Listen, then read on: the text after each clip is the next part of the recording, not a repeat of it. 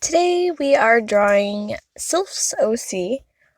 Sylph is someone that has been supporting not only my art but Merrick's art longer than mine. But just a really awesome and supportive and kind person that's been around and one of the first people to become one of my patrons. And I don't know, that just really means a lot to me. I don't know.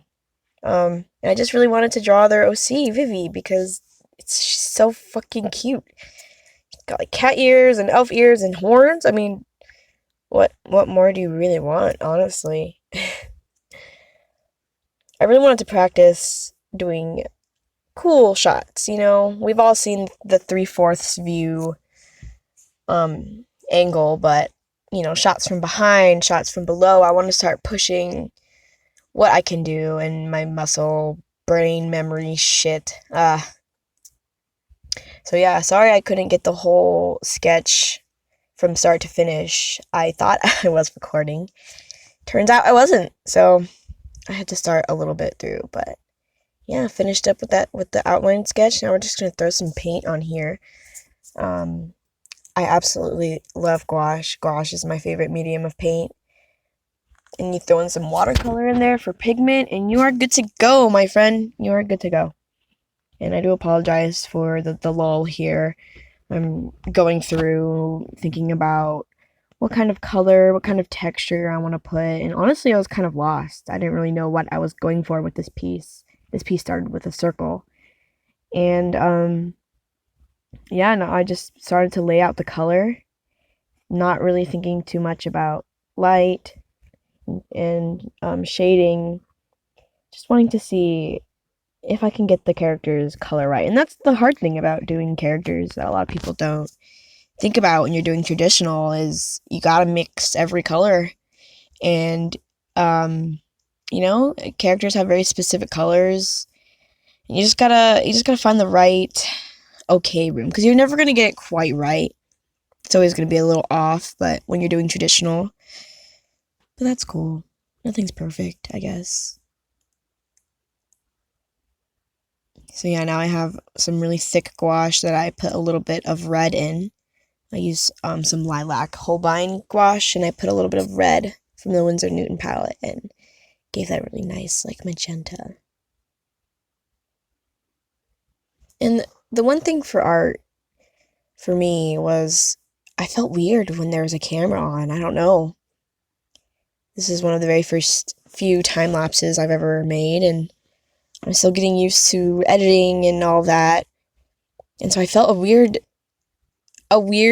obligation to make it perfect, and everything I was doing, it wasn't as I wanted, and it wasn't looking as perfect as I wanted, and it was really stressing me out. But I think with time I'll get used to the camera on and I'll feel less stressed. But this was a really relaxing piece. I liked the soft colors and the warm colors. Just had fun laying it down. I hate thinking about art. I hate thinking that it has to be perfect and it has to obey all the rules, because there are no fucking rules. Yeah, there's some rules to physics, sure, but art? I mean, dude, just do whatever you want. And that's the big difference between drawing freehand and using a reference. So when you draw freehand, you're kind of on your own. It's like, good luck, what do you know, kid? But when you have a reference, it's like a safety net. It's like, well, in the reference, it looks like this, so it has to be right. And that's why you should never feel discouraged for drawing with reference. I don't know why I didn't use a reference for this one. I should have. Definitely not one of my strongest works. I'd like to think of it as just a little something, something. A little thank you. I'd like to say some of my best pieces are done when I'm not thinking, but that's not true.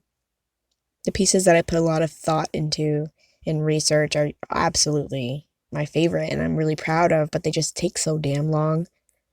So if you can practice doing your rough pieces as if it was a finished piece, you can start to get the hang of what you want your perfected pieces to be. See, now I'm going over it with the Technica pen and the hybrid Technica, and it wasn't really working in my favor. The colors still looked mushy.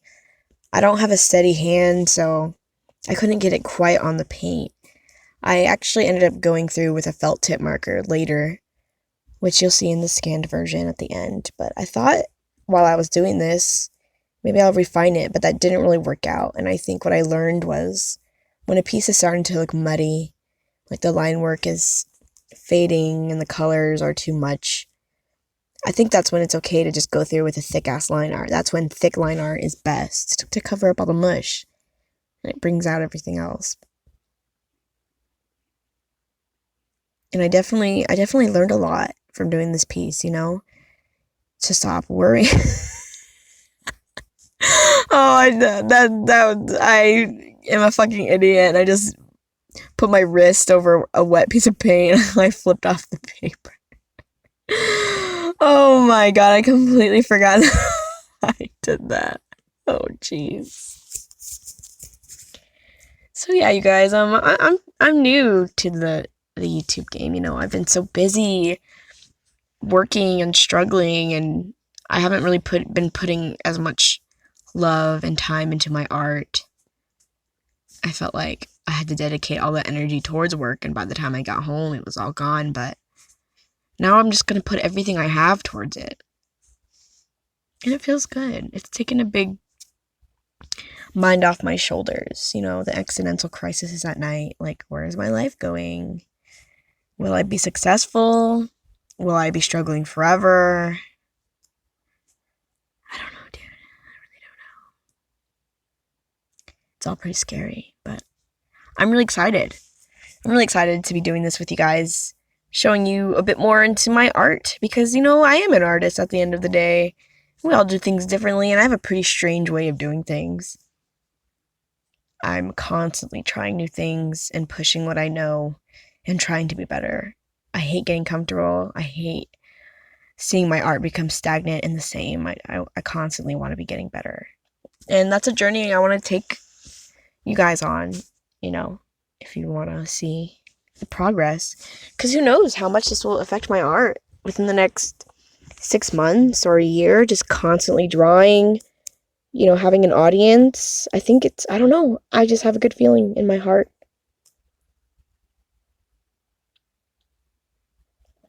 So, man, we've got a lot of media on this paper already. We've got watercolor, gouache, ink, water-based markers, Posca markers, man, all sorts of stuff. And I love that. I love just different textures and colors and all sorts of stuff. A cacophony? Is that the word I'm looking for?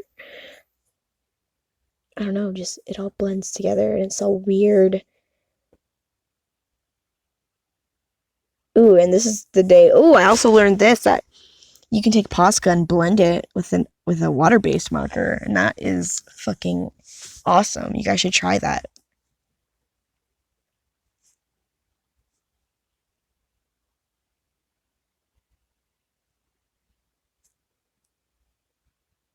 Sorry for the lull here. Not quite sure what's happening. I'm digging through, probably waiting for it all to dry. I think this is when I start to get the white paint on there, the white gouache. That's my favorite part. I'm such a whore for white gouache. Just the way it just layers on top. Who the fuck does white gouache think she is, walking around being that opaque? Fucking redonkulous. White gouache, man. If I were to have one, no, I couldn't have just white gouache. Well, I could have white gouache on like tanned paper. Yeah, maybe white gouache would be like my tool of choice.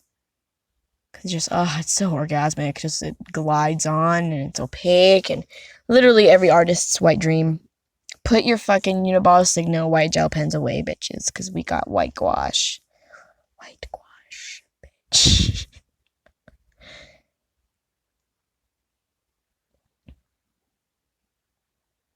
But yeah, let me know what you guys think. I'm still learning. I'm still getting better, and I want to get feedback. I can definitely take a good criticism. Just be nice and respectful. Tell me how I can improve. Tell me what you think could help. I'm not sure. Every piece I do is different, and I hope to capture it more for you guys. You can get a little look into my crazed mind. I really love Vivi's little hood. It's got like little domino dice on it. I'm not quite sure what those are, but man, just her scythe and her wings, like she's just really fucking cute.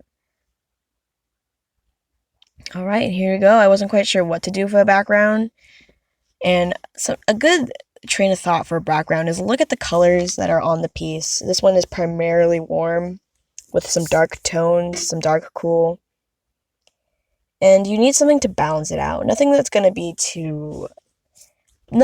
blend in. You never, like, for example, I wouldn't pick a pink, yellow, or orange or blue background because it would just kind of wash out the colors. You want to have it complement. You don't want to necessarily use complementary colors. Oh fuck, there she goes again. But you want to pick colors that are not going to get married. Like, we don't want to make any commitments here, but just maybe like a one night stand or a couple dates. That's the kind of color you want to go for. Like, this green is nice and pale and soft. Like, we definitely won't date longer than 6 months, but I'll make you think we will. That's what this color is saying, and I'm all for it right now. Just the way it glides. Oh man. Let me know what you guys think about this piece. Let me know what you guys think about these types of videos. It's definitely an experience to be talking to myself, watching myself drawing. It feels extremely egotistical, but hey, you know what? I was super insecure as a kid, so I'm gonna be an egotistical bitch as an adult. That's just what I'm gonna do. Here now I'm learning this technique from Merrick. Merrick taught me to do this. I love you, Merrick. If you're listening to this, you're so hot and I love you. And yeah, just dab out some of the shit and there you go. And thanks guys for watching. I love you. And I'll see you again. Another day, another time. Who knows? Maybe tomorrow.